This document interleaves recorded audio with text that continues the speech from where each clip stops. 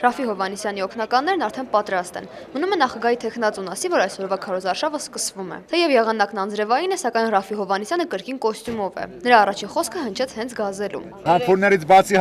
հաղթանակի գանք բոլորի։ Այսօր նախագահի թեկնածուն իր քարոզարշավն անցկացրեց Էրեբունի վարչական շրջանում։ Ժառանգության առաջնորդն այս անգամ նույնպես անդավաճան չէ իր սկզբունքներին։ Ողջունեց բոլոր պատահական անցորդներին, բաց չթողեց ոչ մի խանութ եւ տոնավաճառ։ Անմահանանք կամերաների առջև։ Թեկնածուն պատրաստ է յուրաքանչյուր ընտրողի առանձին բացատրել, համոզել, որ փետրվարի 18-ի ընտրությունների արդյունքները կախված են իրենցից։ Այդ իրենը համարելու համար է, որ ես այսպես գնում եմ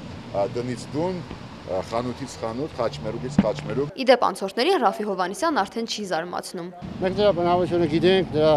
արարմունքը գիտենք, ինչ արել, ինչ անում, ինչ պետք է անել։ Մեր համար դեռ պետք է անգիր բոլորից մեջ մտելա։ Նախագահի թեկնածուն այսօր անդրադարձավ հացադուլ հայտարարած եւ հայտարարել պատրաստվող թեկնածուների այդ քայլին։ Ժառանգության առաջնորդի համար ընդունելի չէ պայքարի ծայրահեղ տարբերակը, թեև ինքն էլ նման քայլի դիմել է։ Ամեն մեկը իր ջաշակի մեջ է եւ ես չեմ կարող ընդունել ջաշակը։ Իմ մոտեցումը լրիվ ուրիշ է։ Եթե իրենք հրաժարվում են, ինչ-ինչ պատճառներով ավելի լավ է շուտ հրաժարվեն, քան ուշ, որտեղ հիմնական այս պայքարը գնալու է